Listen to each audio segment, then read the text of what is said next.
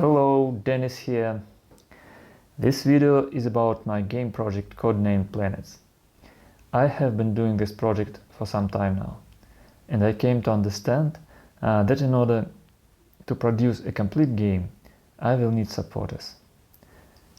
That's why in the next several minutes I will do my best to explain what I'm building, what is already done, and what I plan to do with this project in the near future. So, what am I trying to achieve? I'm building a voxel-based space sandbox game. The game will be something in between Minecraft, Space Engineers, and Kerbal Space Program. It will also include functionality of a simple voxel editor.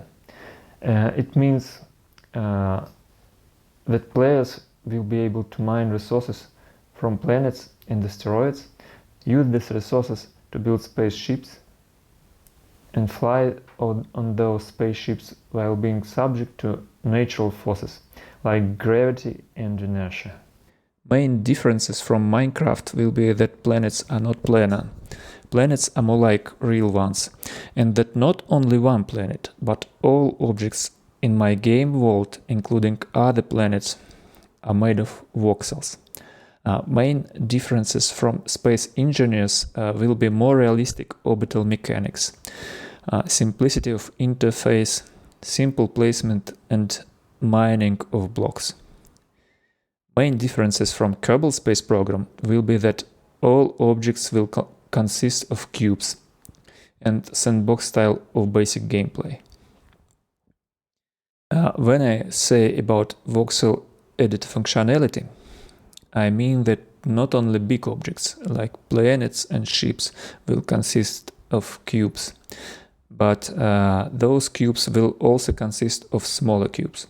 For example, every workstation and armor block and even parts of the player's skin will look like objects which you could create in Magic Voxel editor, for example.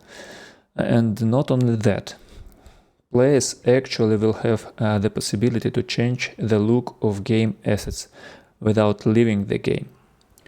Editing features won't be as versatile as those which you find in specialized editors, but they will still make the game even more appealing to creative people.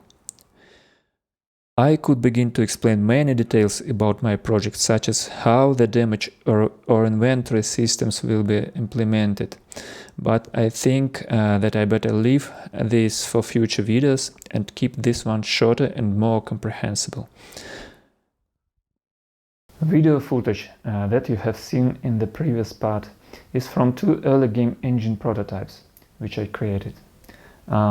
These prototypes don't have actual gameplay, but they demonstrate some of technologies that will be implemented in the final game.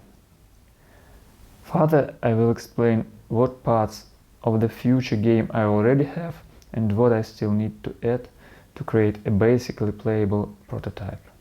As you see in the video, one of my current prototypes is able to generate, display and edit a single planet-sized object. To display this object, it uses a simplified version of the ray tracing algorithm. This allows me to render pretty realistic water and atmosphere, but in order to implement even basic gameplay, I need more than one object.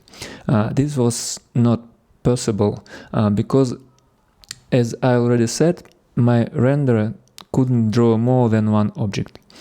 In a new version of my engine, which is currently in development, this limitation is removed, and this allows me to start thinking about the first playable prototype of my game. I also have a second prototype, which you see on your screen, where basic physics simulation is implemented. It simulates one planet orbiting its sun and a ship which can shoot projectiles. As you see, the ship is affected by the gravity of the planet. Of course, it doesn't look good, but this is just a technology demo. Here I will explain what steps I want to take into the future in order to finally release a fully functional game. On the first step, I will implement the first playable prototype where players will dogfight with bots in orbit of some planet. Currently, I am merging two engine prototypes together and overhauling internal data structures in order to support new renderer and future developments of the game engine. After this, I will implement basic damage systems and death sequences and will try to do some number of closed play tests. In the following step, I will implement improvements to renderer, which will compensate for drawbacks introduced by the new multi-object rendering algorithm. In particular, the new algorithm makes simulation of reflections and refractions more complex tasks, and so I postpone their implementation. On this step, I plan to re-implement the simulations and draw water and atmosphere again. Also, I will re-implement simulation of shadows and hopefully will remove some drawing artifacts, which also were introduced by multi-object rendering. The next step will be the addition of networked PvP dogfighting.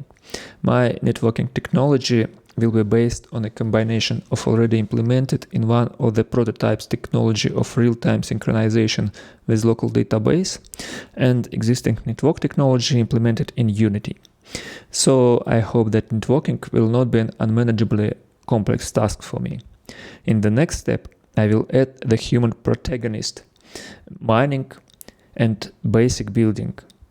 Optionally, this step could include implementation of a sound system based on some of existing sound engines. After these steps, the game will be playable in two separate modes, dogfighting and Minecraft-like mining and building.